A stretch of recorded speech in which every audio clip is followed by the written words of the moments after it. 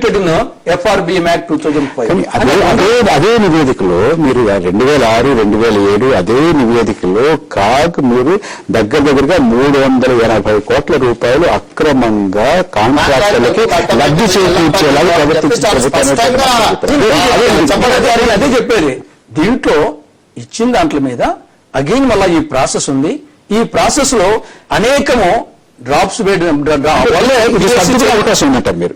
Definite గా 75 to 80% దీంట్లో వచ్చినట్టు పిఎస్సి చైర్మన్ ఎవరు మళ్ళీ అపోజిషన్ ఆయన ఆధ్వర్యంలోనే ఇప్పుడే కాదు గతంలో కూడా 70 to 80% డ్రాప్ అవుతాయి.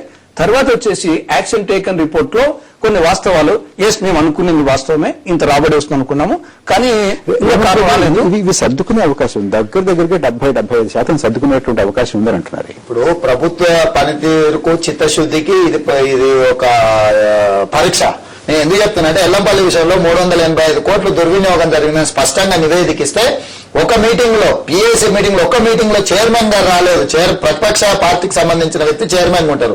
యనమల రామకృష్ణుడు గారు మీటింగ్ కు రాలేదని చెప్పి కాగ్ నివేదిక ప్రవేశపెట్టిన మీటింగ్ లో దాదాపు 500-600 పేజీల బుక్ ను కరెక్ట్ 1.5 అవర్ లో అంటే సీనియర్ మోస్ట్ మెంబర్ ని చైర్ లో కూర్చోబెట్టి బాపిరాజు గారిని కూర్చోబెట్టి మేము అంతా చదివేసినాం, అంతా సక్రమంగా ఉంది, కేసు క్లోజ్ చేస్తున్నాం అని రాసుకున్న చరిత్ర కాంగ్రెస్ పార్టీకి ఉంది. అంటే వీళ్ళు సర్దుకోవడానికి ఉన్న తేడా వీళ్ళకి అర్థం కావట్లేదు. వీళ్ళు సర్దుకోవడం ప్రభుత్వం ఒకవేళ సంస్థ ఇచ్చిన సూచనలను పాటించి సర్దుకుంటే పర్వాలేదు, వీళ్ళు సర్దుకునే ప్రయత్నం చేయట్లేదు, సదురుకునే ప్రయత్నం చేస్తారు, అంటే తీసుకొని పోయే ప్రయత్నం చేస్తారు తప్ప అది ఎల్లంపల్లిలోనే చాలా స్పష్టంగా ప్రభుత్వ పనితీరు స్పష్టమైంది. కాబట్టి మేము ఏమంటున్నామంటే అరుసు తొక్కనేలా కాలు అడగనేలా అని ఇన్ని తప్పులు జరుగుతున్నాయి. జరిగిన వాటిని సర్దిద్దుకోకుండా వీటికి ఇన్ని అవకాశాలు ఉన్నాయి. ప్రతి కేసులో కూడా హైకోర్టు ఇచ్చిన డైరెక్షన్ కు సుప్రీంకోర్టుకు పోవచ్చు, లేదంటే సర్దిద్దుకోవచ్చు. ప్రభుత్వంలో తీసుకున్న ప్రతి నిర్ణయానికి కూడా మళ్ళీ సర్దిద్దుకునే అవకాశం ఉంటుంది. అట్లానే ప్రతిదీ తప్పు చేసుకుంటే సెక్రటేరియట్ ఒకరికి రాసిచ్చేసి అసెంబ్లీ ఇంకొకరికి రాసిచ్చేసి ఈ రకంగా అయితే రాసిచ్చుకుంటూ పోం కదా. కాబట్టి సర్దిద్దుకునే అవకాశాలు ఉన్నాయి కదా అని తప్పులు చేయడం అనేది సరైన పద్ధతి కాదు. తప్పులు జరగకుండా చూడడం అనేది ప్రభుత్వంలో ఉన్న పెద్దల బాధ్యత. ఆ బాధ్యతను మర్చిపోయినప్పుడు ఇట్లాంటి రాజ్యాంగబద్ధ సంస్థలు వేలెత్తి చూపించినప్పుడు వాటిని దృష్టిలో పెట్టుకుని ప్రభుత్వంలో ఉన్న వాళ్ళు సంవయనంతో ఈ జరిగిన నష్టాలను ఏ విధంగా పూర్తి చేసుకుంటాం అనేది చేయాలి. కాబట్టి ఏదో సభ్యుడు చైర్మన్ రాలేదు కదా అని ఎవరినో కూర్చోబెట్టి అప్పటికప్పుడు accounts close, everything is close అని సీల్ చేయడం అనే పద్ధతి మంచిది కాదు. భవిష్యత్తులోనైనా ఇట్లాంటి సమస్యలు ఉత్పన్నం కాబట్టి చూసుకోవాల్సిన బాధ్యత ప్రభుత్వం మీద ఉన్న పెద్దల మీద ఉంది. తులసిరెడ్డి గారు, ఇప్పుడు ఎల్లంపల్లి గురించే రామకృష్ణుడు గారు ఒక రోజు కాదు ఉంది, అనేక సంవత్సరాలు పబ్లిక్ అకౌంట్స్ కమిటీ చైర్మన్ గా ఉన్నారు. అనేక మీటింగ్లు జరిగినాయి. లాస్ట్ 2 మీటింగ్స్ కు ఆయన రాలేదు. 3rd మీటింగ్ కూడా వచ్చేసి మామూలుగా అంతా అయిపోయిన తర్వాత లాస్ట్ మూమెంట్ రాలేదు. న్యాచురల్ గా ఈవెన్ నేను కూడా జడ్పీ చైర్మన్ చేశాను. చైర్మన్ లేనప్పుడు వైస్ చైర్మన్ లేనప్పుడు వచ్చేసి సీనియర్ సభ్యుడు వచ్చేసి ఆ సమావేశాన్ని జరపడం జరుగుతూ ఉంటుంది. కాబట్టి ఆ యొక్క సమావేశానికి వ్యాలిడిటీ లేదంటే కరెక్ట్ కాదు. అదేవిధంగా ఇక్కడ వాళ్ళు నిజంగా సిన్సియారిటీ ఉంటే రేవంత్ రెడ్డి గారు ఒక్క ప్రశ్న సమాధానం చెప్పండి. వారు అధికారంలో ఉన్నప్పుడు కానీ ఇప్పుడు మీరు అధికారంలో ఉన్నప్పుడు కానీ కాగ్ విషయంలో ఎందుకు మీరు అంతగా పట్టించుకోవాలి? ఎందుకు దానికి ప్రాధాన్యత ఇవ్వట్లేదు? ఏదో అంది, మీరు ఒకసారి వేగనొచ్చు మరొకచ్చు, మీ మంత్రి గారు వేగన్నారు, వారు ఇంకో మాట అన్నారు. మొత్తానికి ఇది మనం సీరియస్ గా తీసుకోవాలి, ఇందులో తప్పులు చూపించారు, దీన్ని మనం బద్దలో ఉండాలి, దీన్ని తలవంచాలి అనేటువంటి స్పృహ ప్రభుత్వాలకు ఎందుకు ఉండట్లేదు? ఇక్కడ కాగ్ మీద అదొక రాజ్యాంగబద్ధమైన వ్యవస్థ అని చెప్పేసి కాంగ్రెస్ పార్టీకి అపారమైన గౌరవం ఉంది. కానీ రాజ్యాంగ వ్యవస్థలోనే కాగ్ వచ్చేసి అది ఒక జడ్జిమెంట్ వ్యవస్థ కాదు. గత సంవత్సరం కాగ్ నివేదిక బయట పెట్టినప్పుడు నీటిపారుదల శాఖలో ఉన్నటువంటి తప్పుని చూపించినప్పుడు వాళ్ళకి ఏం తెలుసు, వాళ్ళు అందులో ఎవరున్నారు, అందులో ఎక్స్పర్ట్స్ ఎవరున్నారు అనేటువంటి ప్రశ్నలు కూడా కాంగ్రెస్ పార్టీ వారు లేపారు. నేను చెప్పేది ఈవెన్ ఇప్పుడు కూడా దీంట్లో అనేకం వాళ్లకు వచ్చేటువంటి ప్రాథమిక సమాచారం మేరకు చేయడం జరిగింది. దీన్ని మళ్ళా అగైన్ ఈ 3 నెలల్లో అనేకం వచ్చేసి దానికి రిమార్క్స్ వచ్చేసి ఇవ్వడం జరుగుతుంది. రేపు పబ్లిక్ అకౌంట్స్ కమిటీలో ఆ పక్క అధికారులు కూర్చుంటారు, ఈ పక్క కాగ్ అధికారులు కూర్చుంటారు. వీళ్ళందరూ కూర్చొని ఆ 51 అంశాలకు సంబంధించి ఐటమ్ బై ఐటమ్ ఆన్సర్స్ ఇవ్వాల్సి వస్తుంది. కాబట్టి అప్పుడు చాలా మటుకు డ్రాప్ అవుతాయి. దానికి పిఎస్సి చైర్మన్ అపోజిషన్ ఎమ్మెల్యే కూర్చుంటున్నారు. సాయి ప్రసాద్ గారు, ఎందుకు ప్రభుత్వాలు దీన్ని సీరియస్ గా తీసుకోండి? ఈ సిఏజీ రిపోర్ట్ లో పాయింట్అవుట్ చేసినటువంటి అంశాలన్నీ కూడా ఇవి మొత్తం ఇర్రెగ్యులారిటీస్ అన్ని దీంట్లో పాయింట్అవుట్ చేయట్లేదండి. కొన్ని వేల ఇర్రెగ్యులారిటీస్ ఉంటే అన్ని ఇర్రెగ్యులారిటీస్ ని మనం పాయింట్అవుట్ చేయలేము, అన్ని తీసుకొచ్చి దీంట్లో రిపోర్ట్ లో పెట్టలేము. కాబట్టి దాంట్లో కొన్ని సెలెక్టెడ్ కేసెస్ ని మాత్రమే ఈ రిపోర్ట్ రూపంలో పిఎస్సికి అందజేయడం జరుగుతుందండి. అయితే వీటిల్లో కూడా ప్రాథమిక సమాచారం రాగానే దాని మీద బేస్ చేసుకుని రిపోర్ట్ ఫైనలైజ్ చేసి ఆ రిపోర్ట్ ని ప్రజలకు ఇచ్చేటువంటి లేకపోతే అసెంబ్లీకి సబ్మిట్ చేసేటువంటి సిస్టమ్ లేదు. ఇప్పుడు ఉన్నటువంటి సిస్టమ్ లో ఏంటంటే ముందు ప్రాథమిక సమాచారం వచ్చిన తర్వాత ఆడిట్ అబ్జర్వేషన్ ఏదైతే ఉన్న తర్వాత ఆ ఆడిట్ అబ్జర్వేషన్ ఫ్యాక్చువల్ నోట్ రూపంలో secretary to the concern department, ఆ secretary to the concern department కి ఒక డివో లెటర్ ద్వారా ఈ ఇర్రెగ్యులారిటీ మేము పాయింట్అవుట్ చేస్తున్నామండి, this is irregularity we have noticed, మేము ఇక్కడ పలానా చోట ఇర్రెగ్యులారిటీ నోటీస్ చేశాము అని వాళ్ళ దృష్టికి తీసుకెళ్లి వాళ్ళ ఇచ్చిన రిప్లై కూడా తీసుకున్నాక వాళ్ళకి 45 రోజులు టైం ఇచ్చి 45 రోజులు సరిపోకపోతే ఇంకొక 45 రోజులు ఇచ్చి వాళ్ళ రిప్లైని కన్సిడర్ చేసిన తర్వాత వాళ్ళు డిస్కషన్ కి పిలిస్తే వాళ్ళని డిస్కషన్ కి పిలిచి వాళ్ళు ఇచ్చేటువంటి సమాధానాలు అన్నింటినీ పరిశీలించిన తర్వాతనే వాటిని మాత్రమే ఈ రిపోర్ట్ లో ఇంక్లూడ్ చేయడం జరుగుతుంది. వాటిని పిఎస్సికి సబ్మిట్ చేస్తున్నప్పుడు సరే పిఎస్సి యూనిట్స్ విజ్డమ్ వాళ్ళు ఏవైతే కొన్నిటి మీద రికమెండేషన్స్ ఇవ్వదలుచుకుంటారో వాటి మీద రికమెండేషన్స్ ఇస్తారు, కొన్నిటిని రికమెండేషన్స్ ఇవ్వక్కర్లేదు we need not discuss them అని అంటే వాళ్ళు అవి డిస్కస్ చేయరు. కొన్నిటిని ఏంటంటే వీటిని మనం వీ కెన్ డ్రాప్ దెమ్ అని పిఎస్సి బలహీనంగా ఇచ్చినటువంటి వ్యాఖ్యానాలు క్షేత్రస్థాయిలో అధ్యయనం చేసి కార్యదర్శులకు రాసి వారి నుంచి వచ్చిన జవాబులు చూసిన తర్వాత వారితో మాట్లాడిన తర్వాత మళ్ళీ వారి జవాబులు తీసుకున్న తర్వాత ఇచ్చినటువంటిది, అంతే కదండి.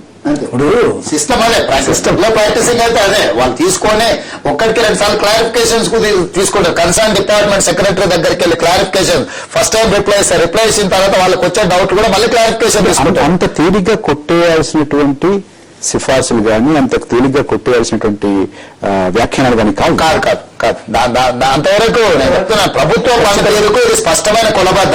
అది ఏ ప్రభుత్వం మీద వ్యాఖ్యానాలు చేసినా కూడా ప్రభుత్వంలో ఉన్న పెద్దలు సీరియస్ గా ఒకసారి సర్దుకోవాల్సిన అవసరం ఉన్నది. మన పనితీరును కాల్ తప్పు పట్టిందనంటే అది ఒక రకంగా మనకి అంటే స్టిచెస్ పాస్ చేసినట్టు ఆ కన్సర్న్ డిపార్ట్మెంట్ కి.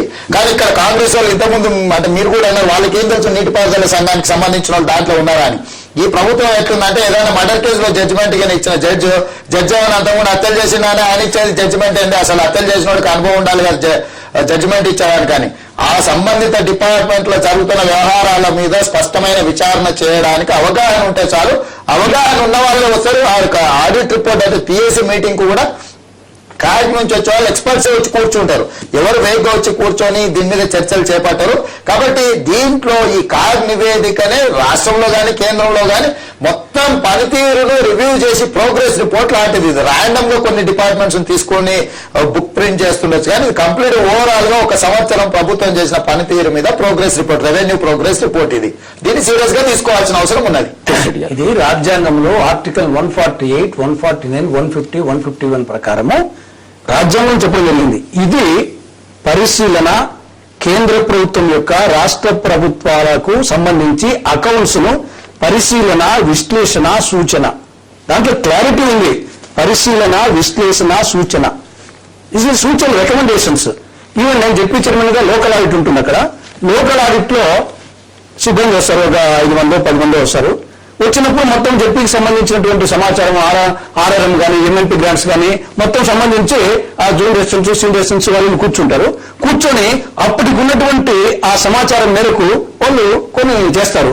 చేసిన తర్వాత మళ్ళీ దాని మీద అడుగుతారు. అడిగిన తర్వాత మళ్ళా అగైన్ ఇన్ డెప్త్ కు మళ్ళా ఆ సెక్షన్ ఆఫీసర్స్ మళ్ళీ అందరూ కూర్చొని దానికి కరెక్ట్ సమాధానము తప్పుంటే తప్పు అని చెప్పేసి మళ్ళీ అగైన్ ఇచ్చి అనేక 75-80% వాళ్ళు సూచించిన డ్రాప్స్ ఉంటాయి. కాబట్టి ఇది ప్రొసీజర్. ఈవెన్ ఇక్కడనే కాదు, ఏ స్టేట్ లో కానీ ఈవెన్ లోకల్ ఆడిట్ కూడా జరుగుతూ ఉంటుంది. కానీ దీన్ని ఆషామాషిగా చెప్పడం లేదు. కానీ అట్ ది సేమ్ టైం దీంట్లో ఇచ్చింది 100కి 100 అనేది కూడా కాదు. అది వాళ్ళు తగ్గడం తక్కువ లేదు. కానీ ఆ రోజుకి వచ్చిన ఇన్ఫర్మేషన్ మేరకు ఇవ్వడం జరిగింది. మా దృష్టికి విధంగా వచ్చింది ఏమంటారు అని దాని తర్వాత మళ్ళీ ఎక్స్ప్లెనేషన్ ఇస్తారు. ఈ కార్డ్ నివేదికల మీద రాజశేఖర రెడ్డి గారు ఎన్నోసార్లు తెలుగుదేశం పార్టీ అధికారంలో ఉన్నప్పుడు పూర్తి సభను స్తంభింపజేసిన సందర్భాలు చాలా ఉన్నాయి. ఒకవేళ నిజంగా కాంగ్రెస్ పార్టీకి ఈ రకమైన అభిప్రాయం ఉన్నప్పుడు ఆ రోజు సభలో స్తంభింపజేసి చర్చకు చేపట్టాలన్న అంత సీరియస్ గా ఎందుకు డెసిషన్ తీసుకోవాల్సి వచ్చింది? రాజకీయ పరంగా ఉపయోగించుకోవడం వాళ్ళు చెప్పే ప్రకారం రాజకీయ పరంగా ఉపయోగించుకోవడానికే కదా. కాబట్టి ఇవన్నీ కాదు. ఒకే ఒక ఎగ్జాంపుల్ చెప్తాను నేను. అమ్మకము, భూమి శిస్తు, వాహన పన్ను, స్టాంప్ డ్యూటీస్ వీటిన్న 1887 కేసుల వల్ల ప్రభుత్వ నిర్లక్ష్యం వల్ల దాదాపుగా 1057 కోట్ల రూపాయల నష్టం జరిగింది. ఇది సీరియస్ అడ్వైజర్. ఇంకా దీన్ని ఎంత సీరియస్, ఈ అడ్వైజ్ ఎంత సీరియస్ గా ప్రభుత్వం తీసుకోవాలో దీన్ని బట్టి మనం అర్థం చేసుకోవాలి. ఒక చిన్న విరామం తీసుకున్న విరామం తర్వాత ఈ 27 రోజులుగా బడ్జెట్ సమావేశాల్లో శాసనసభ కార్యకలాపాలు జరిగినటువంటి తీరుని విశ్లేషిద్దాం.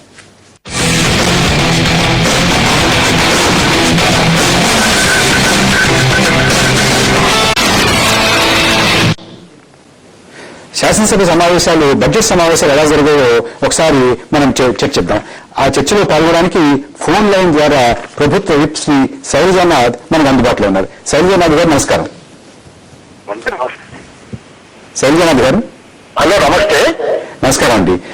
అందరూ కూడా అసంతృప్తి వ్యక్తం చేస్తున్నారు. సరిగా జరగలేదని, సరిగా సమస్యల పట్ల శాసనసభ దృష్టి కేంద్రీకరించలేదని అందరూ కూడా అసంతృప్తి వ్యక్తం చేస్తున్నారు. నేనైతే దాంతో ఏకీవిస్తున్నాను. హలో, చెప్పండి. కాకపోతే ప్రజా సమస్యల పట్ల ఏమాత్రం చిత్తశుద్ధి లేని తెలుగుదేశం పార్టీ దానికి కారణమని భావిస్తానా నేను. కాంగ్రెస్ పార్టీగా అధికార పక్షంగా మేము అన్ని సమస్యల్ని కూడా చర్చించడానికి సిద్ధంగా ఉన్నామని చాలాసార్లు చెప్పాం. మేము బీఎస్సీలో డెసిషన్ తీసుకోండి, మాట్లాడదామని చెప్పాం. తమ దగ్గర ఎటువంటి సరుకు లేని కారణంగా, పౌరుల పట్ల బాధ్యత లేని కారణంగా తెలుగుదేశం పార్టీ చివరికి ప్రశ్న సమయంలో కూడా అంతరాయం చేయడం, గలాట చేయడం, చివరికి చర్చ సాకుండా చేయడం, 4 గంటల 15 నిమిషాల పైగా సమయాన్ని వృధా చేశారు తెలుగుదేశం పార్టీ వాళ్ళు. కావాలంటే లెక్క చూసుకోవచ్చు. కాబట్టి ఈ రోజున ప్రజా సమస్యలు సంతృప్తికరంగా చర్చ రావడానికి కారణం తెలుగుదేశం పార్టీగా నేను భావిస్తాను. మీరు సభ సరిగా జరగకపోవడానికి, చర్చ సరిగా జరగకపోవడానికి ప్రధానంగా తెలుగుదేశం పార్టీని బాధ్యతలు చేస్తున్నారు మీరు. శైలజానాథ్ గారు, రేవంత్ రెడ్డి గారు మన స్టూడియోలో ఉన్నారు. ఒకసారి వారితో కూడా మాట్లాడుతున్నాం. రేవంత్ రెడ్డి గారు చెప్పిన మీరు విన్నారు. ఇప్పుడు వీళ్ళకి ఎట్లయిపోయిందనంటే ఆవుకథ. ముఖ్యమంత్రి గారు కానీ చీఫ్ విప్లు ఆవుకథ చెప్తారు. ఎక్కడ మొదలు పెట్టినా కూడా అది తీసుకెళ్లి తెలుగుదేశం పార్టీ మీద నెట్టే ప్రయత్నం ఈ ఆవుకథ మొదలు పెడతారు. నేను ఒకటే అడుగుతున్నా, సభను సజావుగా నడపడం అనేది ముఖ్యంగా సభాధ్యక్షులు అంటే స్పీకర్ గారి చేతిలో ఉంటుంది. ప్రధాన నాయకుడు అంటే సభానాయకుడు ముఖ్యమంత్రి గారి మీద ఉంటుంది. వీళ్ళందరినీ కోఆర్డినేట్ చేసి ప్రతిపక్షాలను అందరినీ కూడా లెక్క కూడా చెప్తున్నారు. అంటే వాళ్ళ దృష్టిలో ఏది వృధా అనుకుంటున్నా నేను చెప్తాను. ప్రతిపక్షాలను అందరినీ కూడా కోఆర్డినేట్ చేసుకుని సభను సక్రమంగా నడిపించాల్సిన బాధ్యత చీఫ్ విప్ అండ్ విప్లది. ఇక్కడ ఏమవుతుంది, బీఏసీ మీటింగ్ పిలిచినప్పుడు మనం ఏ సమస్యల మీద చర్చించుకుందాం అనే దాని మీద జరుగుతుంది. జరిగిన తర్వాత సభలోనే విధానం అంటే శాసనసభ విధానాలలో ఉండి మనం అడ్జర్న్మెంట్ మోషన్ ఇచ్చేది. అంటే క్వశ్చన్ అవర్ కంటే మొదలు వాయిదా తీర్మానం ఇవ్వడం అనేది మన విధానంలో ఉంది. ఒకవేళ సభలో విధానాన్ని మార్చుకున్నామా అందరం కలిసి మార్చుకుందాం. ఇది మీ ఒక్కరికే అని కాదు, రేపు అధికారంలో ఎవరికి వచ్చినా కూడా ఉంటుంది. వాయిదా తీర్మానం అనేది సభ మొదలవ్వగానే సమస్య తీవ్రతను బట్టి వాయిదా తీర్మానాలు ఇస్తాయి ప్రతిపక్షాలు. వాయిదా తీర్మానం మేము కరువు మీద ఇచ్చినాం, అసలు వీళ్ళు పట్టించుకోలేదు. మేము నిత్యావసర వస్తువుల ధరల పెరుగుదల మీద ఇచ్చినాం, వీళ్ళు అసలు పట్టించుకోలేదు. వీళ్ళ ఉద్దేశంలో ఇలాంటి సమస్యల గురించి మేము చర్చిస్తే సభా సమయం వృధా అని అంటే మమ్మల్ని సస్పెండ్ చేయడమో ఎక్స్పెల్ చేయడమో చేసి వీళ్ళు సభను నడుపుకునే ప్రయత్నం చేసింది తప్ప ఈ సమస్యల మీద చర్చించే ప్రయత్నం చేయలేదు. వీటిని అందరూ ప్రతిపక్షాలను కోఆర్డినేట్ చేసుకునే సమయం కూడా కాంగ్రెస్ పార్టీ పాటించలేదు. దీన్ని బట్టి సభను ఎవరు నడుపుతున్నారో, ఎవరు నడపాలో, ఎవరు సక్రమైన దారిలో సభను పెట్టాలో వారు చెప్పాలి. ఇంకా శైలజానాథ్ గారు, ప్రధానంగా అధికార పక్షాన్ని, సభా నాయకుడిది బాధ్యత సభ సజావుగా నడుపుకోవడానికి, సరిగ్గా చర్చ జరగడానికి. అందులో మీరు వైఫల్యం చెందలేదా? సభ నడపడానికి, రప్పించడానికి అధికార పక్షాన్ని, కాకపోతే బాధ్యతగా ప్రతిపక్షానికి సమస్యలపై చర్చించడానికి, ఆ చర్చలు సజావుగా సాగడానికి సహకరించాల్సిన కనీస బాధ్యత ఉంది. అది కాకుండా కేవలం ప్రచారం కోసం మాత్రమే. ఉదాహరణకు మాట్లాడారు, కరోనా చేశాం, వాళ్ళు మాట్లాడిన సేపు మాట్లాడి వద్దంటే వినడానికి సాధ్యం కాదు కదా. నిజంగా వాళ్ళు చిత్తశుద్ధి వింటే ఆఖరికి ఈ రోజు అనేక సమస్యల గురించి మాట్లాడే వాళ్ళు వాకౌట్లు చేయడం, ఎవరిని మాట్లాడకుండా పోవడం, ఇటువంటి కార్యక్రమాలతో పాటుగా స్పీకర్ ని స్టాల్ చేసే పరిస్థితి మీరు గమనిస్తే ఒకసారి స్పీకర్ వెనక అట్లా తోసుకుపోయిన పరిస్థితి మధ్యకాలంలో. తెలుగుదేశం పార్టీకి హౌస్ లో మాట్లాడడానికి ఏమీ లేదు. కేవలం వాళ్ళు ప్రచారం కోసం హౌస్ ని బయట గన్ పార్ట్ ఉపయోగించుకున్నా నాకు అభియోగం. శైలజానంద్ గారు మాతో మాట్లాడినందుకు ధన్యవాదాలు. Thank you very much. సభ జరిగినటువంటి తీరు మీద వివిధ పక్షాల నాయకులు ఏమన్నారో ఒకసారి వారి మాటలోనే విందాం.